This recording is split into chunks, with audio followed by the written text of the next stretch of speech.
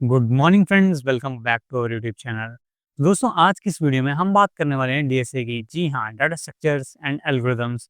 अभी यार डीएसए जो है ना यार, वो मार्केट में काफ़ी ज़्यादा हॉट टॉपिक है। हर कोई बोल रहा होता है डीएसए का ये कोर्स खरीद लो, डीएसए कर लो, तुम्हारा 50 लाख का पैकेज लग जाएगा, तुम्हारा 60 लाख का पैकेज लग जाएगा। डीएसए कर लो, तुम्हारी गूगल में जॉब लग जाएगी, तुम्हारी फैंग में जॉब लग जाएगी। और अगर तुम डीएसए नहीं करोगे तो तुम्हारी जॉब नहीं लगेगी। तो यार डीएसए के राउंड ना काफ़ी ज़्यादा मिस इन्फॉर्मेशन है। अब डीएसए को ऐसी चीज़ बना दी गई है कि डीएसए के बिना तुम्हारा टेक फील्ड में कुछ होने ही नहीं वाला। तो इस बात में कितनी सच्चाई है? क्या तुम अगर डीएसए करना शुरू करोगे और जॉब लेने के लिए क्या तुम्हें 1000 प्लस क्वेश्चंस करने भी होंगे? या फिर तुम्हारा 200 टू 250 क्वेश्चंस में बढ़िया सेट हो जाएगा, तुम्हारी जॉब लग जाएगी?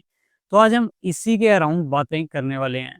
अब मैं इस वीडियो में जो भी बताऊँगा वो अपने एक्सपीरियंस के थ्रू बताऊँगा। हो सकता है यार किसी और का एक्सपीरियंस मेरे से अलग हो, तो वो उस एक्सपीरियंस के थ्रू वो आपको चीज़ें बता रहा होगा। अब इस वीडियो में मैं आपको अपने एक्सपीरियंस के थ्रू चीज़ें शेयर कर रहा हूँ। अब यार करंटली मैं एक स्टार्टअप में as a software engineer job कर रहा हूँ।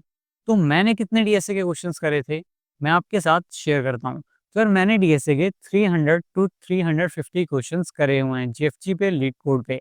और मैंने कभी कॉम्पिटिटिव प्रोग्रामिंग नहीं किया है। हाँ, मैंने लीड कोड पे जो संडे को कॉन्टेस्ट होता है, वो कुछ कॉन्टेस्ट दिए हैं। अब यार मेरी जॉब तो लग गई, ठीक है? मैंने डीएसए के 300 टू 350 क्वेश्चंस करे थे और मैंने डेवलपमेंट भी काफ़ी ज़्यादा कर रखी थी। मतलब मैंने डेवलपमेंट करी थी और मैंने 2-3 बढ़िया फुल स्टैक प्रोजेक्ट्स बनाए थे। तो 350 क्वेश्चंस डीएसए के करे, बढ़िया फुल स्टैक प्रोजेक्ट्स बनाए। उसके बाद मेरी जॉब लग गई। अब आपको क्या करना चाहिए? तो इस बारे में हम बात कर लेते हैं। तो यार सबसे पहले इस वीडियो में जो टायर 1 कॉलेजेस में पढ़ने वाले स्टूडेंट्स हैं, जैसे फॉर एग्ज़ाम्पल जो आईआईटी में पढ़ते हैं, जो एनआईटीज़ में पढ़ते हैं, जो ट्रिपल आईटीज़ में पढ़ते हैं, तो यार उनके लिए तो डीएसए मैंडेटरी है ही, उन्हें तो करना पड़ेगा क्योंकि उनके कैंपस में जो है वो कंपनीज़ आती हैं और उन कंपनीज़ का पहले 2-3 राउंड्स जो होते हैं वो डीएसए पे ही पूरे मैटर करते हैं कि तुम्हारा डीएसए की स्किल्स कैसी हैं। तो उनके लिए तो यार डीएसए मैंडेटरी हो जाता है कि अगर तुम डीएसए कर लोगे और 2-3 बढ़िया प्रोजेक्ट्स बना लोगे रिज्यूमे शॉर्टलिस्ट करने के लिए, तो तुम्हारी जॉब तो लग जाएगी। लेकिन अब बात आती है हमारे जैसे लोगों की, जिनको ऑफ कैंपस जॉब्स क्रैक करनी है। तो उनको क्या करना चाहिए यार? तो यार मैं आपको सीधी-सी बात बताऊँ, अगर आप ऑफ कैंपस जॉब लेने की कोशिश कर रहे हो, तो यार आपका सिर्फ़ और सिर्फ़ डीएसए से कुछ भी नहीं होने वाला है, ठीक है? डीएसए के थ्रू यार कुछ टॉप कंपनीज़ हैं, जैसे गूगल हो गई, ठीक है? फिर आपकी अमेज़न होगी, उनके 2-3 राउंड्स जो हैं वो डीएसए के होते हैं। गूगल तो यार फुली फ्लेज्ड मतलब डीएसए के थ्रू ही आपको हायर कर लेगा। बट यार अगर आप ऑफ कैंपस ट्राई कर रहे हो ना यार, तो जो गूगल, अमेज़न टाइप कंपनीज़ हैं, तो यार इनमें अपना रिज़्यूमे शॉर्टलिस्ट कराने के लिए काफ़ी ज़्यादा एफ़र्ट्स लगते हैं और एज़ अ फ्रेशर अगर आपने बढ़िया प्रोजेक्ट्स नहीं बनाए हैं, तो मुझे नहीं लगता कि आपका रिज़्यूमे सिलेक्ट हो पाएगा अमेज़न, माइक्रोसॉफ्ट जैसी कंपनीज़ में। और गूगल में भी अगर आपको अपना रिज़्यूमे सिर्फ़ डीएसए के थ्रू अगर सिलेक्ट करवाना है, तो यार आपको अच्छी खासी डीएसए की स्किल्स वहाँ पे शोकेस करनी पड़ेंगी कि आपके कोड शेफ पे इतनी रेटिंग है, लीड कोड पे इतनी रेटिंग है। तो यार वो काफ़ी ज़्यादा हार्ड चीज़ है। मतलब कोड शेफ में रेटिंग इंक्रीज़ करने को काफ़ी ज़्यादा एफ़र्ट्स लगते हैं, लीड कोड पे रेटिंग इंक्रीज़ करने को काफ़ी ज़्यादा एफ़र्ट्स लगते हैं। तो आप ऐसे 3-4 कंपनीज़ के लिए इतने ज़्यादा एफ़र्ट्स नहीं लगाओगे। तो मेरे हिसाब से एक जो स्ट्रैटेजी होती है जो मैंने फ़ॉलो करी थी, ठीक है यार? अब क्या होता है ना कि अगर आप पूरा टाइम अपना डीएसए पे दे दोगे ना यार, तो बहुत सारी कंपनीज़ में अगर आपका रिज़्यूमे शॉर्टलिस्ट पे हो गया, तो आप इंटरव्यूज़ में वहाँ पे फ़ेल हो सकते हो। क्यों? क्योंकि जो आपकी कंपनीज़ हैं, जैसे फ्लिपकार्ट हो गई, ठीक है? उबर हो गई, ज़ोमैटो हो गई, स्विगी हो गई, जो आपके मिड स्टार्टअप्स भी हैं, जैसे स्विगी, ज़ोमैटो, ठीक है? इन जैसी कंपनीज़ में यार एक राउंड होता है मशीन कोडिंग राउंड, ठीक है? तो सबसे पहले आपका मशीन कोडिंग राउंड होएगा। फिर उसके बाद अगर आप मशीन कोडिंग राउंड को क्लियर करते हो, तब आपका डीएसए के राउंड्स होएँगे। फिर आप हायरिंग मैनेजर राउंड होएगा, ठीक है? आपके प्रोजेक्ट्स पे डिस्कशन होएगी, आपके रिज़्यूमे पे डिस्कशन होएगी। तो यार उसमें क्या होता है ना कि आपको डीएसए के साथ-साथ आपको मशीन कोडिंग राउंड्स की भी तैयारी करनी पड़ती है, ठीक है? आपको कोर फंडामेंटल्स जैसे आपके ऑपरेटिंग सिस्टम्स हो गया, डीबीएमएस हो गया, इनकी भी तैयारी करनी पड़ती है। तो अगर आप अपना पूरा टाइम सिर्फ डीएसए करते रहोगे, तो आप इन चीज़ों की तैयारी नहीं कर पाओगे। फिर हमें करना क्या है, क्योंकि as a tyre 3 college student, ठीक है, आपको अगर ऑफ कैंपस जॉब्स के लिए अप्लाई करना है, तो अगर आप अभी फर्स्ट ईयर में हो अपने कॉलेज के, तब तो यार बढ़िया है, आपके पास बहुत टाइम पड़ा है। 1 डेढ़ साल आप अपने मज़े से डीएसए करो और फिर उसके बाद 1 डेढ़ साल प्रोजेक्ट्स बनाओ, लास्ट ईयर में आप अप्लाई करने लग जाओ, आपको इंटर्नशिप्स मिल जाएँगी, आपको जॉब्स मिल जाएँगी। लेकिन अगर अभी आप अपने 3rd ईयर में हो, अभी आप अपने 4th ईयर में हो, फिर सिर्फ डीएसए पे रिलाई करना बहुत ज़्यादा रिस्की हो सकता है। तो आपको मेरे हिसाब से डीएसए के तो ऐसा करना चाहिए कि सारे टॉपिक्स के 15-15, 20-20 क्वेश्चंस कर लिए। उससे क्या होगा कि आपको पैटर्न समझ आ जाएगा डीएसए का, ठीक है? अब आपने ऐसे करके 250 टू 300 क्वेश्चंस कंप्लीट कर लेने हैं डीएसए के। अब इससे ये होगा आपकी एक अच्छी कमांड बन जाएगी डीएसए पे, ठीक है? अब आपको साथ में डेवलपमेंट करनी है, उसमें बढ़िया-बढ़िया 2-3 प्रोजेक्ट्स बनाने हैं, ठीक है?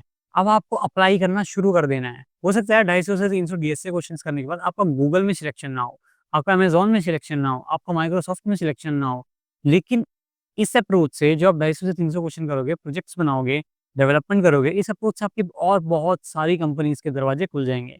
सबसे पहली बात है यार, आप स्टार्टअप्स में अप्लाई कर सकते हो और स्टार्टअप्स यार बहुत सारे इंडिया में हैं, ठीक है? जिनको फंडिंग मिल रही है, आप उनमें अप्लाई कर सकते हो। अरे उनमें यार अप्लाई करने के लिए उनको तो डेवलपमेंट से ही मतलब होता है। तो यार अगर आप स्टार्टअप्स में अप्लाई करना चाहते हो, वो उनके लिए तो मेन प्रायोरिटी डेवलपमेंट ही है, ठीक है? डीएसए में आपसे एरेज़ के क्वेश्चन, स्ट्रिंग्स के क्वेश्चन, लिंक्ड लिस्ट के क्वेश्चन, बाइनरीज़ तक पूछ लेंगे।